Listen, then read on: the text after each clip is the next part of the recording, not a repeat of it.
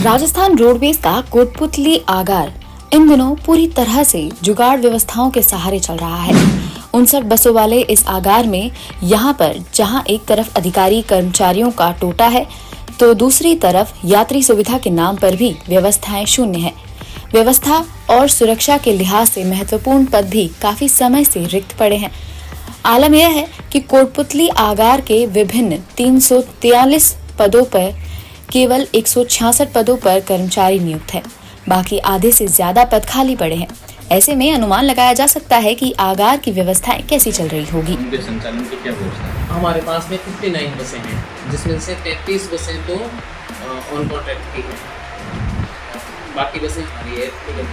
तो संचालन को लेकर के जैसे लेट लतीफी कई बार आती है, तो स्टाफ की अपने क्या स्थिति है? ड्राइवर और परिचालक कितने क्या है? हमारे पास स्टाफ में ड्राइवर की स्थिति तो फिर भी ठीक है, क्योंकि 33 गाड़ियाँ जो ऑन कॉन्ट्रैक्ट है ना, उनमें तो नई चालक आती है, वो अनुबंधित ड्राइवर आते हैं साथ में। लेकिन परिचालकों की स्थिति थोड़ी सी विकट हो रखी है। परिचालकों की भर्ती हुए काफ़ी टाइम हो गया, इसलिए जो आश्रित में आते हैं वो ही परिचालक हैं। इसके अलावा बस सारथी के रूप में लिए जाते हैं, तो बस सारथी तो वही है कि इनका टारगेट पूरा हो, उनको कुछ टारगेट दिया जाता है, उस हिसाब से आते हैं, नहीं भी आते हैं। लेकिन अभी वर्तमान में हमारे पास में 51 परिचालक ही मौजूद है, जिसमें से 41 परिचालक रूट पे कार्य कर रहे हैं और 10 परिचालक है जो हमारे जैसे ATM केस वगैरह ऑफिस में होते हैं ज़रूरत, उसमें काम कर रहे हैं। तो कुल मिला के हमारे पास में मतलब परिचालकों की काफ़ी कमी है। और इसमें जैसे कि टोटल हमारे पास में स्ट्रेंथ है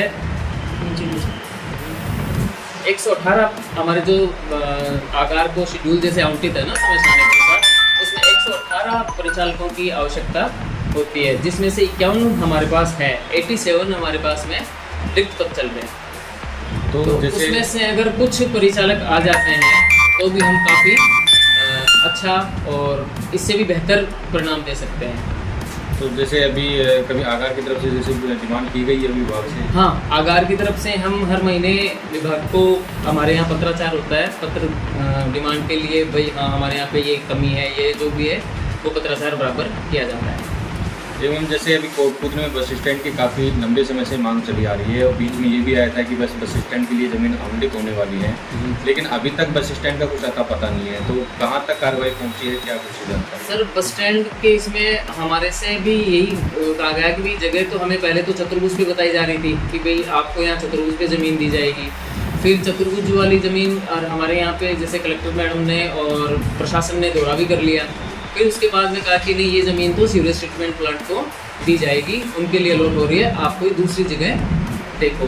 फिर हमें दूसरी जगह भी तो प्रशासन ही बताएगा, तो हमें यहाँ पे अपने डाबला रोड पे बताई गई कि आप यहाँ ले लो। तो अब उस पर अभी कोई कार्रवाई हुई नहीं है। तो अब प्रशासन हमें जैसे ही ज़मीन कहीं पे भी निःशुल्क उपलब्ध करा देगा, हम बस स्टैंड का निर्माण करवा लेंगे। हमारी तरफ से बस स्टैंड के लिए ज़मीन के लिए अप्लाई कर दिया गया। तो अभी फिलहाल ये बस स्टैंड और आगार यथास्थिति में संचालित हो रहे हैं? जी बिल्कुल। जब तक बस स्टैंड के लिए हमें कहीं पे भी ज़मीन अलॉट नहीं होगी, या जैसे बस स्टैंड तो हम हमारी वर्कशॉप की ज़मीन पे बना देंगे, लेकिन हमें वर्कशॉप के लिए ज़मीन कहीं अलॉट होगी तब हम वर्कशॉप को उस नई ज़मीन पे ट्रांसफ़र करेंगे और यहाँ पे फिर बस स्टैंड बनाया जाएगा।